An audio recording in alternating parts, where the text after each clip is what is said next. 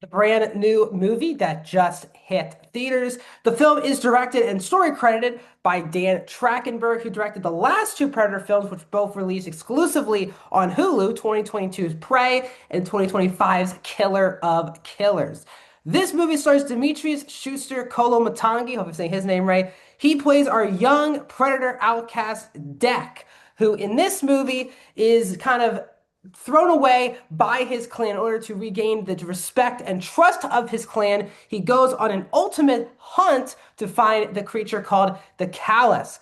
In the movie, also on the way, as he tries to hunt down this creature, he meets a Weyland-Yutani synthetic Thea, played by Elle Fanning, who's also trying to bring back the specimen to Weyland-Yutani for those purposes. Again, Weyland-Yutani and the synthetics are from the Alien franchise. The film is an hour and 47 minutes and is PG-13. Welcome back, everyone, to Branded Review here at Max Talks Movies. My name is Max Dinnerberg. If you're new to the channel, guys, please hit that subscribe button and ring that bell for notifications. I do movie reviews, TV show reviews, out-of-theater reaction reviews, movie franchise rankings, which will include, I'm doing a Predator movie franchise ranking video very soon, so stay tuned for that. And every Monday, I break down the box office. So please subscribe, ring the bell if you're new. We're trying to get to 400 subscribers by the end of the year. So please hit that subscribe button. It would really mean a lot to me. Comment down below. What are your thoughts on Predator Badlands? If you've seen it, is this the direction you want to see with the franchise, or do you want to go back to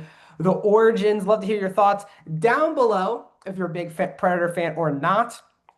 And also, guys, please hit that thumbs up button. So, I am someone who is a fan of the Predator franchise. It's not one of my favorite franchises out there, but I've rewatched all the Predator films leading into this one to prepare for my ranking video. So I'm all Predatored up here, and I really have felt more of a passion for the franchise since Dan Trachtenberg took over the franchise for 2022's Prey. Really like Prey and Killer of Killers, two of the best films of the franchise. So that's why I was excited for this one. The trailers didn't completely hook me on this movie, as it just didn't completely hook me. But I gotta say, I think this movie absolutely delivers the experience I wanted out of a Dan Trachtenberg Predator movie. Now, while saying that, this is definitely the biggest swing of the entire franchise, because usually in this franchise we have human characters going up against the mystique of the race of predators,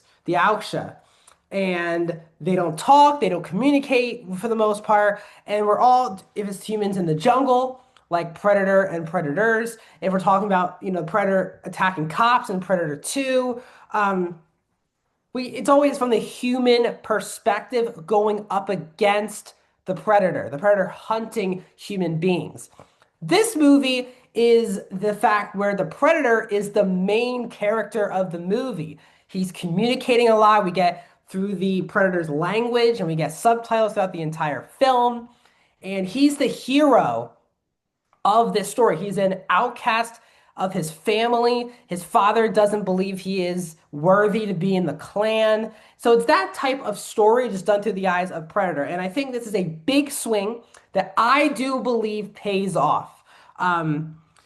Because I think the movie has some incredible action sequences here. The movie, everyone was nervous going in, the fact that this was the first Predator film not to be rated R. It's PG-13, but you still get all of the gore that you want with the Predator franchise, because this movie basically only deals with predators and synthetics. There's no human blood being used here, so that's why it's PG, allowed to be PG-13 and not rated R. It's still as gory as some of the other films of the franchise. But I think that the fresh take on exploring the lore of the race of predators, the clans, the hierarchy, the family dynamics within a group like this, I find interesting and explores the lore on a grander scale. We've seen multiple predators, how they interact with each other in past movies, especially in films like Predators and Predator 2.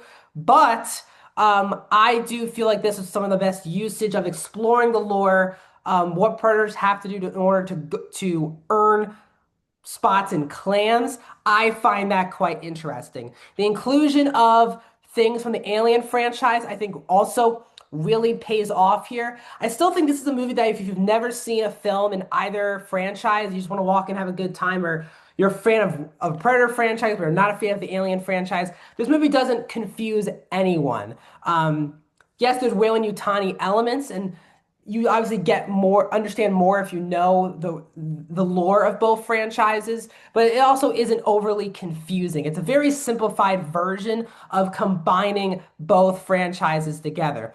I'm someone who usually isn't a big fan of Elle Fanning, but I think she's very good in this movie. She's playing two characters. She's playing Thea, um, who is the character who is with the Predator throughout the entire film. She's also playing a second Weyland-Yutani synthetic who's trying to go after this creature that Deck is going after throughout the entire film. And they're both completely different performances, which I think garner her, which I think makes sense because there's kind of an evil, I guess, version of this synthetic and a nicer version of the synthetic. I'm not going to get into specifics on why they have these emotions or feelings, but the movie will explain it. But I think Elle Fanning does a really good job, and Deck and Thea, it's really a camaraderie movie about family, sticking together, standing up for each other. And it's through the eyes of a predator and a synthetic, but I think the movie does come across it very well. Our predator learns lessons throughout the entire film.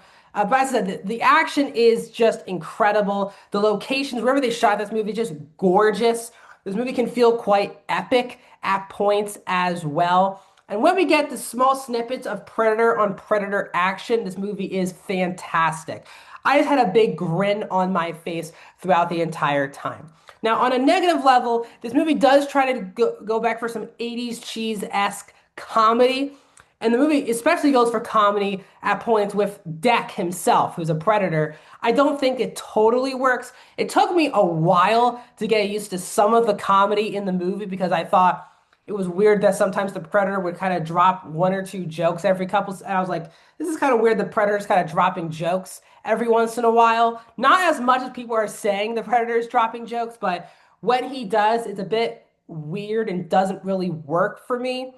And some of the story elements, you've seen this underdog story, this emo predator version in a billion other movies before. It can feel very cliche, and I totally understand that perspective. I also totally understand if the predator talking, being the hero of a movie isn't for you either. And I do want to say that as I am wrapping up my review. But I did have a blast with Predator Badlands. I think Trachtenberg is 3 for 3 with this franchise. I think the big swing pays off. The action is great. It's intense. It's in your face. It's gory, which I love. But I also really dug the main key themes that we're trying to, and the lore that they really brought to the table, talking with the Predator being the main character of this movie. So that's my thoughts. Overall, I'm giving Predator Badlands a 4 out of 5 stars. I am going 81% for Predator Badlands. What are your thoughts on this movie? Let me know down in the comments. Like this video, subscribe to my YouTube channel, and I'll see you guys in another video very soon.